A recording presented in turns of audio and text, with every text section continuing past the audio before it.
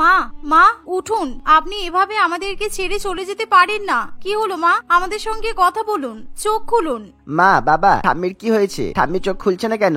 আমাদের সঙ্গে কথা বলছে না কেন? ঠাম্মি, ও ঠাম্মি, আমাদের সঙ্গে কথা বলো না।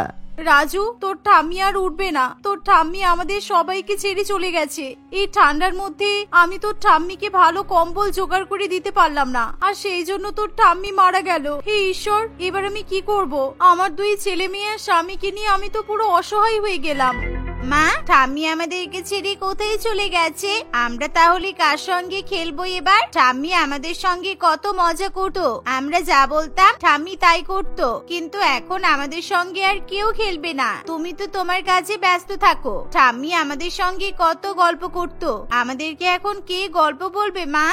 দুই ছেলে মেয়ের মুখে এমন কথা শুনে সুস্মিতা এবং তার স্বামী সুমন প্রচন্ড পরিমাণে কান্নাকাটি করতে থাকে, আর যার ফলে রাজু এবং তুলিও কাঁদতে শুরু করে। কয়েকদিন আগে পর্যন্ত সমস্ত কিছু ঠিক ছিল, কিন্তু শীত পড়ার সঙ্গে সঙ্গে তাদের অবস্থা খুবই খারাপ হয়ে যায়। আসলে গরিবদের জন্য শীতকালটা মোটেই সুখ নিয়ে আসতে পারে না, কারণ গরিবদের কাছে ভালো সোয়েটার থাকে না, আর নাই বা ভালো কম্বল থাকে। আর সেরকমই হয় সুস্মিতা এবং তার পরিবারের সঙ্গে। মালকিন, এই কম্বলটা একটু ছিঁড়ে গেছে, আমি এটাকে সেলাই করে দেব? আসলে আমি সেলাইয়ের কাজ ভালো করতে পারি। না না, ছেঁড়া কম্বল আমি আমার বাড়িতে রাখি না। তাছাড়া আমরা ছেঁড়া কম্বল গায়ে দিয়ে কি করব?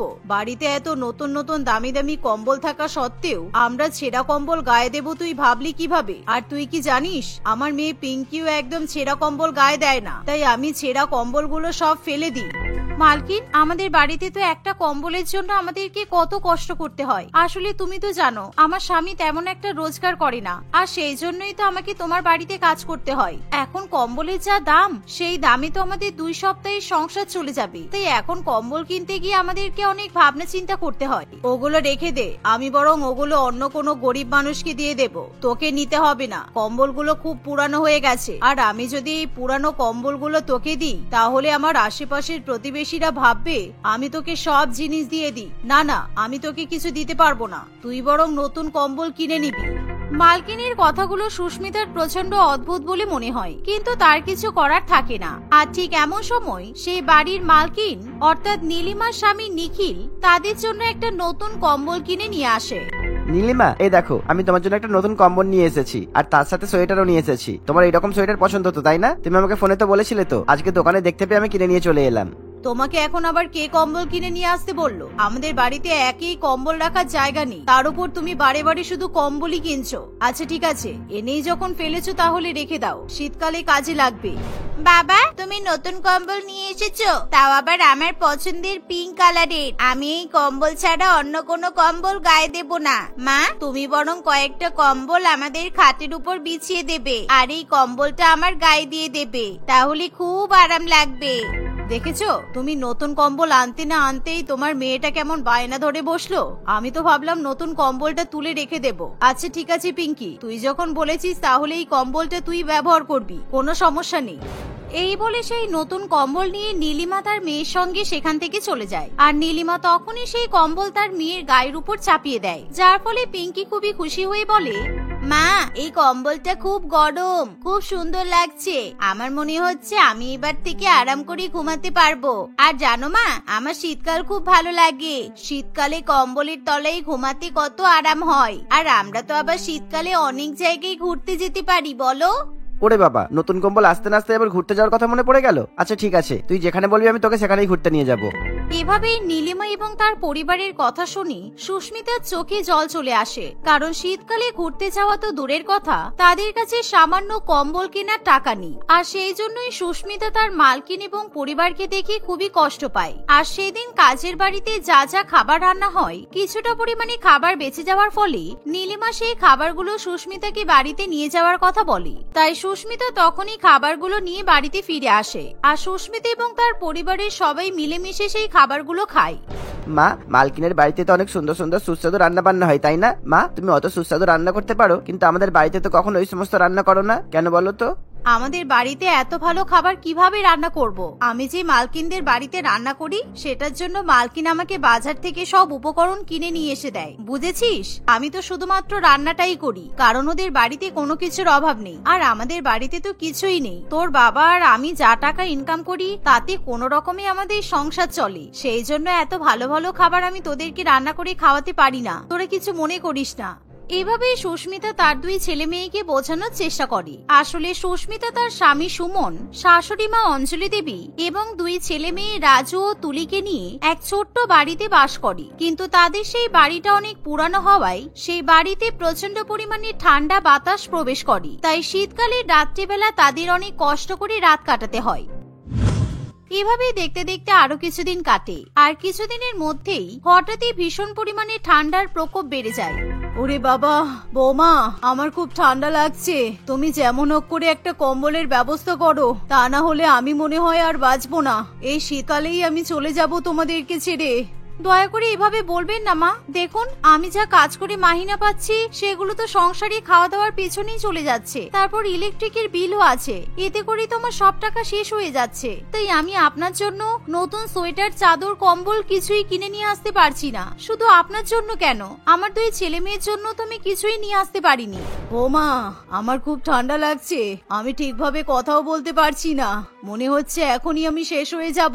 যা ঠান্ডা পড়ছে, এই ঠান্ডার মধ্যে আমি আর বেশি দিন বাঁচবো না। ঠাম্মি, তুমি এভাবে কেন বলছো? তুমি আমাদেরকে ছেড়ে কোথায় যাবে ঠাম্মি? আমি কিন্তু তোমাকে কোথাও যেতে দেবো না। তুমি সবসময় আমাদের সাথে থাকবে। হ্যাঁ ঠাম্মি, রাজু কিন্তু ঠিক বলেছে, তুমি আমাদের সঙ্গে থাকবে। আমরা তোমাকে কোথাও যেতে দেব না। আর তুমি যদি কোথাও চলে যাও তাহলে আমরাও তোমার সঙ্গে যাব। আর হ্যাঁ, তুমি চলে গেলে আমাদেরকে কে গল্প বলবে? তোরা তোদের মায়ের কাছে ভালো থাকিস রে।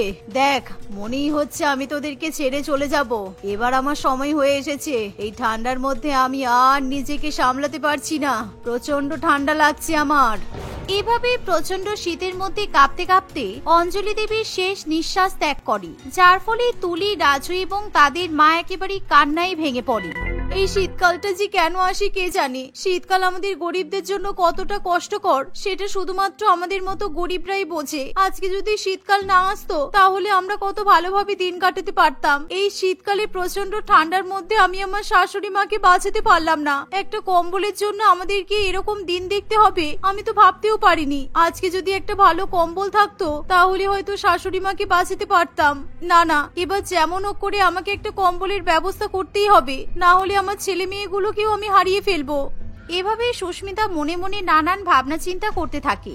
আসলে সুস্মিতা তার শাশুড়ি মাকে খুবই ভালোবাসতো, তাই সে তার শাশুড়ি মাকে হারানোর পর প্রচন্ড পরিমাণে কষ্ট পায়। তাই সে এখন কিছুতেই চায় না এই প্রচন্ড শীতের মধ্যে তার দুই ছেলে মেয়েকেও কষ্ট পেতে হোক। এভাবে দেখতে দেখতে আরো কিছুদিন কাটে। আর একদিন সুস্মিতা যখন কাজের বাড়ির উদ্দেশ্যে বেরোয় তখন সে রাস্তার মধ্যে একটা কম্বলওয়ালাকে দেখতে পায়। এখানে তো দেখতে পাচ্ছি কম্বল তৈরি হচ্ছে, একটু দাঁড়িয়ে দাঁড়িয়ে দেখে নিই কেমন করে কম্বল তৈরি করছে, তাহলে আমিও নিশ্চয়ই কম্বল বানাতে পারবো। বাড়িতে গিয়ে আমি ঠিক কম্বল বানিয়ে ফেলবো। আমাকে তো যেমন হোক করে একটা কম্বল বানাতেই হবে। এই ভেবে সুস্মিতা সেখানে দাঁড়িয়ে পড়ে। আর সেখানে দাঁড়িয়ে দাঁড়িয়ে সে কম্বল বানানো এবং লেপ বানানোর পদ্ধতিগুলো দেখতে থাকে, যার ফলে সুস্মিতা খুব ভালোভাবেই লেপ বানানোর পদ্ধতি শিখে নেয়। আর সে খুব খুশি মনে তাই সে সেদিনই বাড়িতে ফিরে তার ছেঁড়া ফাটা শাড়ি দিয়ে এবং বাড়ির পুরানো কাপড় চোপড় দিয়ে সুন্দর করে লেপ বানাতে শুরু করে। আমি যদি আগেই বুদ্ধি খাটিয়ে এরকম ভাবে একটা মোটা লেপ বানিয়ে ফেলতাম তাহলে আমি আমার শাশুড়ি মাকে কখনোই হারাতাম না। যাক, শেষ পর্যন্ত আজকে আমি তাহলে একটা ভালো লেপ বানিয়েই ফেললাম। আমার ছেলে মেয়ে দুটো এবার আরাম করে ঘুমাতে পারবে। এভাবে সুস্মিতা প্রচন্ড কষ্ট করে খুব সুন্দর একটা মোটা লেপ বানিয়ে ফেলে। এভাবে সুস্মিতা যেখানে একদিকে খুবই কষ্টের মধ্যে দিয়ে নিজের বাড়িতেই লেপ তৈরি করে, অন্যদিকে তার বড়লোক মালকিন কম্বলের উপর কম্বল কিনতে থাকে। আর এমনই একদিন হঠাৎ করে সুস্মিতার মালকিন নীলিমা সুস্মিতাদের বাড়িতে আসে। আর সুস্মিতা এবং তার পরিবারের শোচনীয় অবস্থা দেখে নীলিমার চোখে জল চলে আসে। একই সুস্মিতা, তোরা এরকম ছেঁড়া ফাটা কম্বলে ঘুমাচ্ছিস? এই শীতের মধ্যে তোদের কাছে একটা ভালো কম্বলও নেই? কাকিমণি, আমাদের কাছে সত্যি কোনো ভালো কম্বল নেই বলে এই কম্বলটা আমার মা নিজের হাতে তৈরি করেছে। আর এই কম্বলটাতে আমরা খুব ভালো মতো শীতকাল কাটিয়ে নেব, কারণ এটা খুবই গরম আর আরামদায়ক। তাই শীতকালে আমাদের কোনো রকম অসুবিধা হবে না। হ্যাঁ, রাজু ঠিকই বলেছে। আমার মায়ের হাতের এই লেপ অনেক আরামদায়ক। আমরা খুব ভালোভাবে শীতকাল কাটিয়ে নিতে পারবো। কাকিমণি, তোমাদের কাছে তো অনেক কম্বল, তোমরা কি আমাকে একটা নতুন কম্বল দেবে? তাহলে আমি শীতকালটা আরো আরাম করে কাটাতে পারবো। আর তা না হলে আমরা ঠান্ডার মধ্যে এক এক করে ঠাম্মির কাছে চলে যাব। কেন, তোমার ঠাম্মির কি হয়েছে? কোথায় গেছে তোমার ঠাম্মি? কিরে সুস্মিতা, তোর শাশুড়ি মা কোথায়? তোমাকে আর কি বলবো, আসলে এই ঠান্ডার মধ্যে আমি আমার শাশুড়ি মাকে হারিয়ে ফেলেছি। কারণ আমাদের কাছে তখন ভালো কোনো কম্বল কিংবা লেপ কিছুই ছিল না। আর আমি তো এই লেপটা নিজে হাতে বাড়িতেই তৈরি করেছি, কারণ আমাদের শীতের মধ্যে গায়ে দেওয়ার মতো ভালো কোনো কম্বল ছিল না। আর সেই জন্যই তো আমি আমার শাশুড়ি মাকে এই ঠান্ডার মধ্যে বাঁচাতে পারলাম না। শেষমেশ আমার শাশুড়ি মা এই পৃথিবী ছেড়ে চলে গেল। এ বাবা, তোদের এত খারাপ পরিস্থিতি! আমি সত্যিই জানতাম না রে। আমি তো ভাবতাম তুই সবসময় আমাকে মিথ্যা কথা বলিস, যাতে তুই আমার বাড়ি থেকে ভালো ভালো জিনিসগুলো নিয়ে আসতে পারিস। আমাকে ক্ষমা করে দে নীলিমা, আমি সত্যিই তোকে সাহায্য করতে পারিনি। কিন্তু তোদেরকে আর চিন্তা করতে হবে না, আমার কাছে যে কটা পুরানো কম্বল আছে তুই নিয়ে নিতে পারিস। আমি যতটা পারবো তোদেরকে সাহায্য করব। আর আজকে যদি আমি এখানে না আসতাম, তাহলে তোদের পরিস্থিতির কথা আমি বুঝতেই পারতাম না। আমাকে ক্ষমা করে দে। মালকিন, তুমি আমাদেরকে নতুন কম্বল কিংবা পুরানো কম্বল যাই দাও না কেন, আমাদের কাছে সেটাই অনেক। কারণ এবছর প্রচন্ড শীত পড়ছে। আমি আমার 2 ছেলে মেয়েকে আর স্বামীকে শীতের হাত থেকে বাঁচাতে চাই, আর কিছুই না। সুস্মিতার কথা শুনে নীলিমা খুবই খুশি হয়। আর পরের দিন সকালবেলাতেই নীলিমা 4-5টা পুরানো কম্বল সুস্মিতার বাড়িতে দিয়ে যায়। আর যা দেখে সুস্মিতা এবং তার পরিবার প্রচন্ড পরিমাণে খুশি হয়। মা, এই কম্বলগুলো কত নরম। এই কম্বলগুলোর মধ্যে ঘুমালে আমাদের খুব তাড়াতাড়ি ঘুম চলে আসবে। আর দেখো, কম্বলের মধ্যে কত গরম। এভাবেই সেদিনের পর থেকে সুস্মিতা এবং তার পরিবারের শীতের মধ্যে আর কোনো কষ্ট হয় না।